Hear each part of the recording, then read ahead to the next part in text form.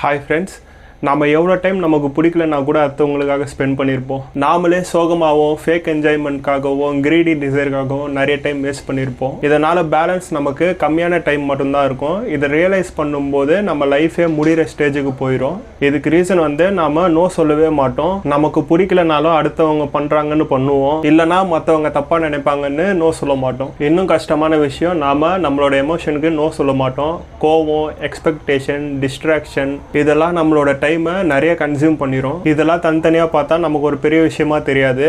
ஒரு long time பீரியடுக்கு மொத்தமாக observe பண்ணி பார்த்தா நம்ம டைமை நிறைய வேஸ்ட் பண்ணியிருப்போம். இதனால் நாம் கேர்ஃபுல்லாக இல்லைன்னா அடுத்தவங்க பெனிஃபிட்காக நம்ம டைமை வேஸ்ட் பண்ணிடுவோம். இதெல்லாம் நடக்காமல் இருக்கணும், பிஸியாகவே இருக்கக்கூடாது, ஃப்ரீ டைம் கிடைக்கணும்னு நினச்சிங்கன்னா நோ சொல்ல ஸ்டார்ட் பண்ணுங்கள். ஃபார் எக்ஸாம்பிள், நோ தேங்க்யூ, என்னால் இப்போ முடியாது, இந்த ஒர்க்கு எனக்கு செட் ஆகாதுன்னு சொல்லுங்கள். அவங்க என்ன நினைக்கிறாங்களோ நினைக்கட்டும், நமக்கு நம்ம டைம் தான் ரொம்ப முக்கியம். நாம் எப்போல்லாம் நமக்கு பிடிக்காத வேலைக்கு நோ சொல்கிறோமோ அந்த டைமை நமக்கு பிடிச்ச வேலைக்கு ஸ்பெண்ட் பண்ணலாம். இதனால் நாம் நம்ம லைஃப்பை என்ஜாய் பண்ணலாம். Happy day. நெக்ஸ்ட் வீடியோவில் பார்க்கலாம். பாய்.